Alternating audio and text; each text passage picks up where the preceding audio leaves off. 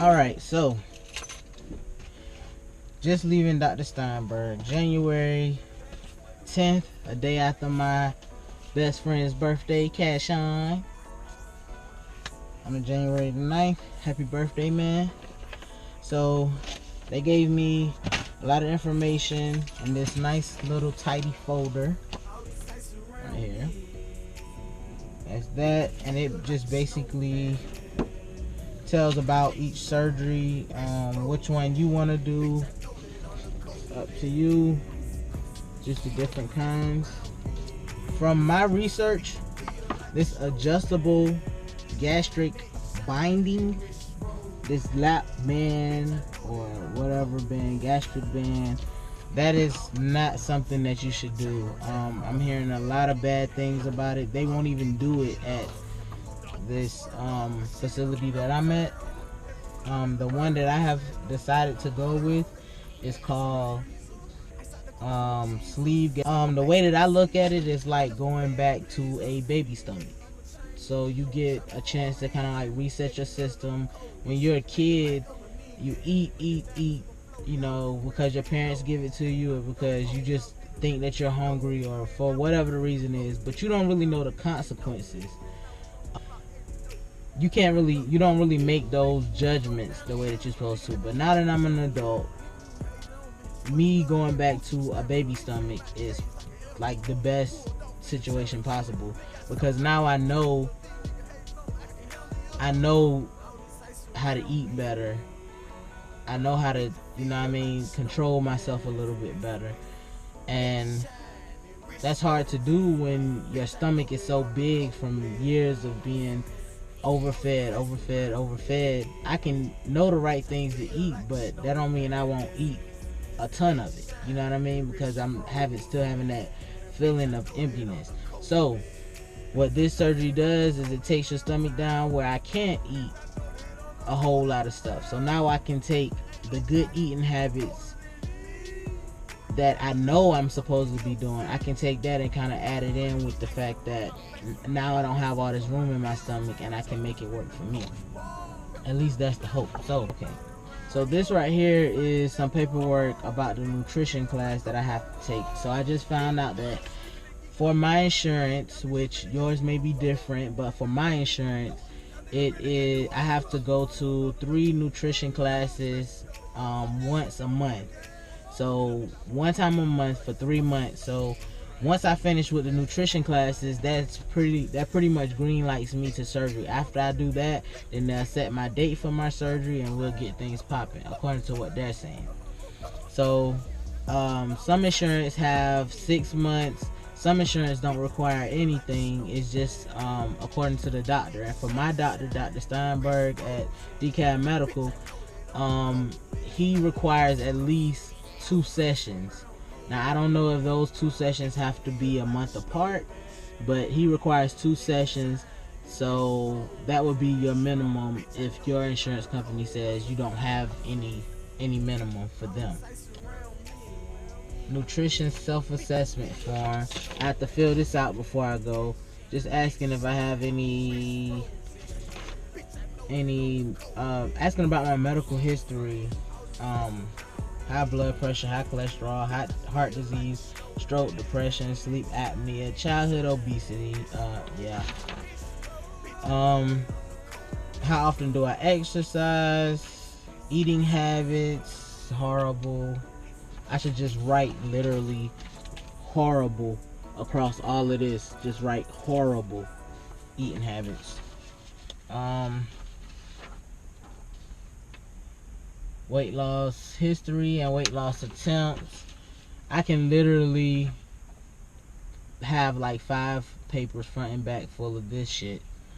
Weight loss history, Weight Watchers, over-the-counter meds, dietitian, nutritionist, quick weight loss, Overeaters Anonymous, Atkins, starvation, HCG. I've tried like so much of this stuff. South Beach, binge/purge. I don't even know what that is. I guess that's when you binge eat and then you don't eat at all or something like that. TLC. I don't know what that is. Anyways, that's a bunch of different diets and stuff that they want you to tell if you tried any of those and how did it work and this, that, the third. So I have to log what I eat. I'm thinking for 2 days because they only have day 1 and day 2. So I'm thinking that I have to do that for 2 days before I go to my nutrition class, which I've already made appointments for my nutrition class, for my psychiatrist, because you have to get a pass from them to let the doctor know that you are not crazy and that you're going to be able to cope with the changes that your body have after the surgery. Make sure that you're getting it for the right reasons. I guess all that kind of stuff. So you have to get a pass from them. You also have to go to a lung doctor, which is called a plus something. PLU something. Anyways, you have to go to them and get a pass from them to have the surgery. I've already gotten a pass from my primary care physician. I just talked to them about taking testosterone during the surgery or whatever. He actually made it seem like to me that it would help if I took testosterone, because estrogen is bad, and I think testosterone combats estrogen or something like that. I don't know. He said I can take testosterone. So I'm going to go back on my testosterone. I have been not taking it for a while because of the fact that I knew I was going to have this surgery and I didn't want it to interfere, and I didn't know if it would. So I just went ahead and stopped taking it because I don't want anything holding me back from getting this surgery. Getting prepared for surgery. This is a list of things that I can currently work on right now that'll help me to get prepared for surgery. Start making healthy changes in your diet, eating more fruits, eating more vegetables and whole grains. Reduce portion size, decrease sugar intake, decrease the amount of carbohydrates. That's going to be a hard one. Eat whole grains instead. Increase protein intake. That's something that I plan on working on. Increase water intake. I only drink water really, other than when I drink milk with my cereal, but I'm trying to stop drinking milk altogether. So maybe I have to switch that to almond milk or something like that, because I do drink almond milk. No aspirin. You can't have aspirin or anything like that. Non-steroidal anti-inflammatory drugs 7 days prior to surgery. No smoking. I don't smoke. If you smoke, stop smoking. 12 weeks prior to surgery, you cannot smoke. Do not let smoking stop you from living your best life. Please. I know it's hard to stop. I know it's like the worst habit ever, and most people that smoke don't care what other people think about them smoking. But if you want to get your life back as far as having this surgery and doing the right thing for your body, you have to prioritize. Stop smoking 12 weeks before, because your body does not heal correctly when you smoke. And that's not just for this surgery, that's for things period. Like, your body heals a lot slower, it takes a longer amount of time, it causes more problems when you smoke. So please, please, please stop smoking. Begin to increase your activity level. If possible, start taking walks or simply get up and move around your home frequently. I can do that. I'm willing to do that. I'm willing to do whatever to get this surgery done. A follow-up plan just basically tells what is going to happen after the surgery. What do you need to do? The follow-up situation or whatever. Medical clearance. I already have medical clearance, but they have to put it on the office letterhead and send a formal note. And this is a sample of the formal note for it. And this right here is pretty much the same thing, but it's for the supervised diet, which I'm going to one of their nutritionalists or whatever you call them. So she should know, to put this stuff where it's supposed to be at. This is for a surgical weight loss center support group. I wasn't planning on doing this, but I hear that it's a good thing to do, so I might try it like every now and then. Going to these classes, getting the help, and just talking to other people that's had the surgery, getting any kind of tips and stuff that I need. I just use YouTube for that because there's plenty of people on YouTube that's had it like me, that's going through the same thing, and maybe I could link up with some other YouTube people, YouTubians. YouTubians. I think I'm gonna hook up with some other YouTubians, and that'll save me a drive. I can do that from in my house. What else? Checklist, surgery checklist, and benefit information.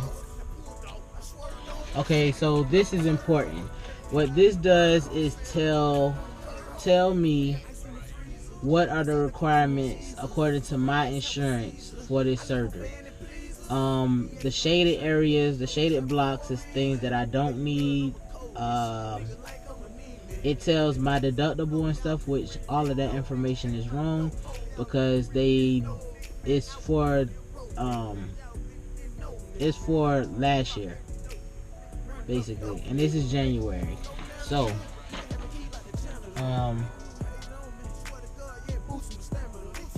all of that stuff is what I have to have. Team member list. This is all of the people that all of the things that I have to do. This is the lung doctor, the dietitian. Wait, no, psychiatrist. Yeah, psychologist, dietitian, and the lung doctor, whatever that is. And I only have to do this if I am over the age of 50. I don't have any heart problems, so that don't matter. But these three right here, I have to do. So they give you people that they okay to go to, that they say is okay to go to. What else is in here?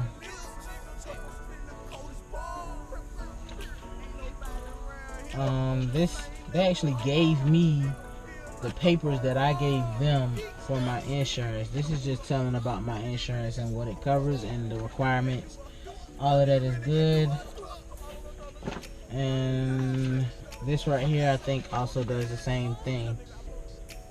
So it's just basically a pamphlet full of information and checklist and all of that stuff, something that I could just add to what I've already been keeping. This little folder, I can just put all of this together, and that's what I got from my appointment. I hope you got some good information from that. The next appointment I'll be going to will be to the lung doctor on Friday.